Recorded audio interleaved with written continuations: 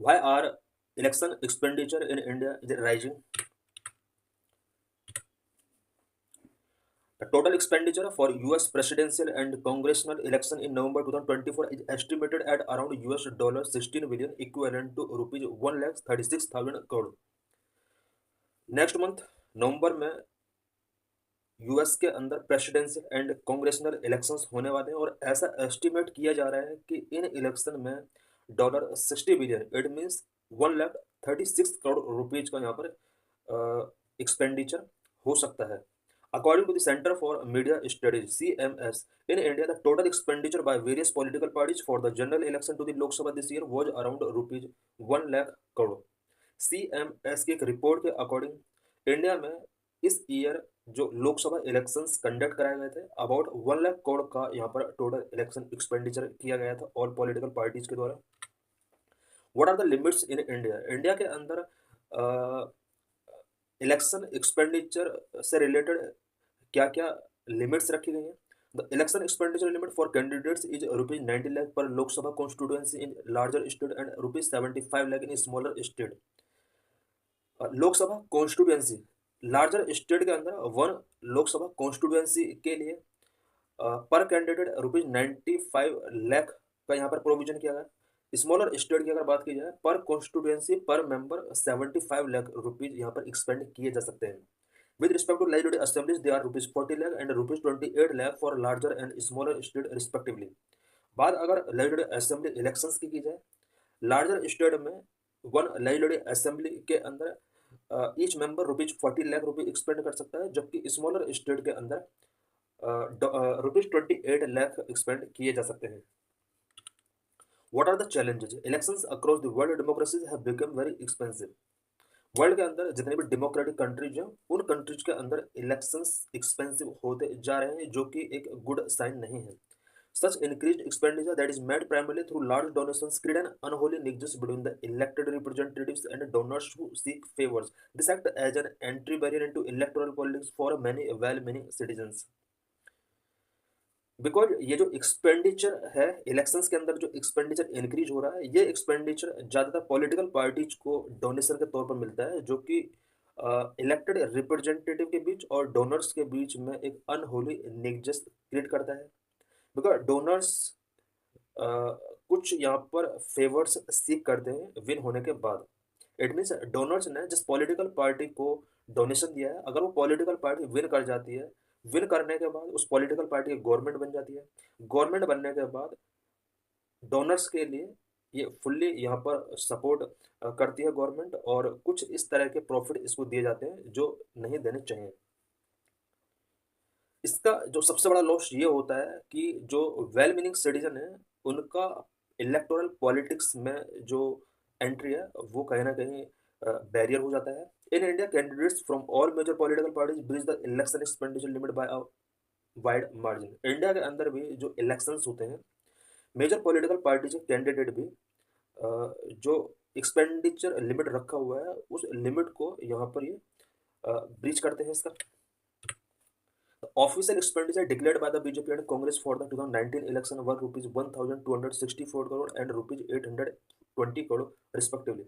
However, according to a report by the CMS, rupees 50,000 crore was spent by various parties during the 2019 election. 2019 के जो Lok Sabha elections हुए थे, कांग्रेस ने declare किया कि इसने रुपीज 820 करोड़ का यहाँ पर एक्सपेंडिचर किया, जबकि बीजेपी ने डिक्लेयर किया कि उसने 1,264 करोड़ रुपीज का एक्सपेंडिचर किया है.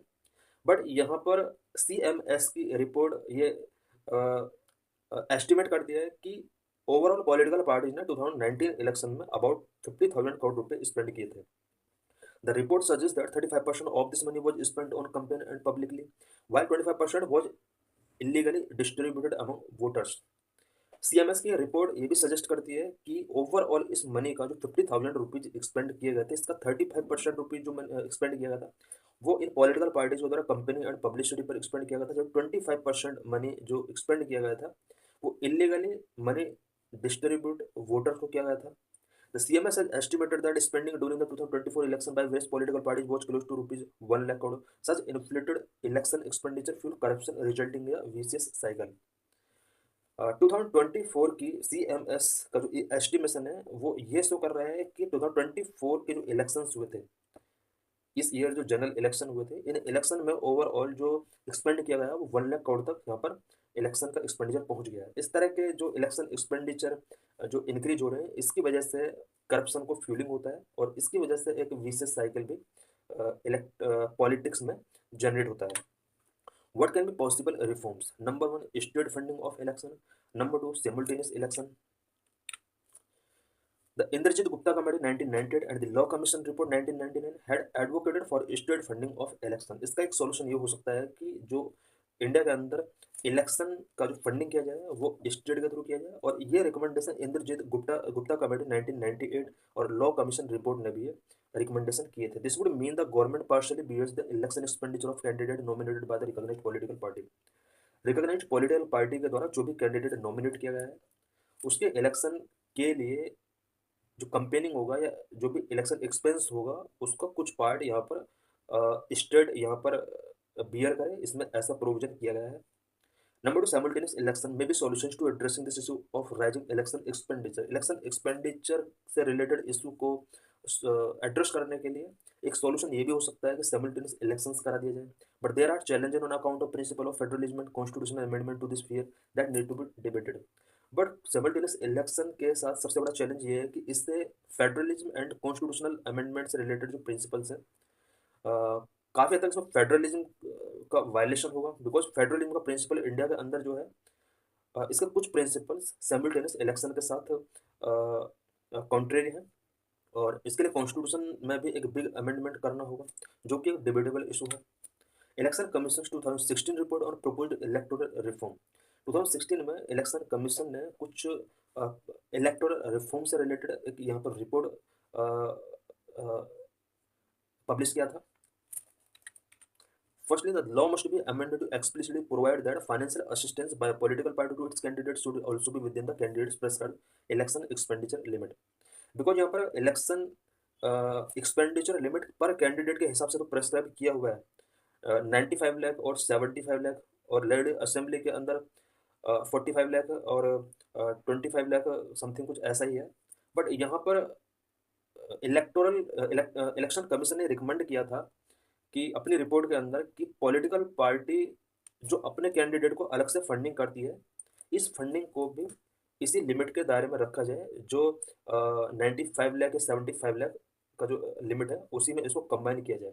इट मीन्स यहाँ पर 95 लाख या 75 लाख से ज़्यादा एक्सपेंडिचर को कर्व किया जाए, क्योंकि एक्स्ट्रा मनी यहाँ पर पॉलिटिकल पार्टी भी अपने कैंडिडेट को गिवन करती है। Secondly, there should be a ceiling on political party expenditure. This may be kept at not more than the expenditure ceiling limit provided for a candidate multiplied by the number of candidates of the party contesting the election. Political party का जो overall expenditure है उसको भी seal किया जाना चाहिए, और इसका जो एक्सपेंडिचर है पर कैंडिडेट जितना एक्सपेंडिचर प्रेस्क्राइब किया हुआ है मल्टीप्लाई टोटल मेंबर जो भी अमाउंट आता है, इससे ज़्यादा पॉलिटिकल पार्टी का एक्सपेंडिचर नहीं होना चाहिए। थर्ड, एडिशनल जजेस may be appointed in high court for the speedy disposal of election related cases which would act as a deterrent against violating these norms. Election expenditure से related कोई भी candidate अगर violation करता है और इससे related cases को handle करने के लिए एडिशनल हाई कोर्ट जजेस का यहाँ पर अपॉइंटमेंट होना चाहिए, so that speedy disposal election related cases का किया जा सके।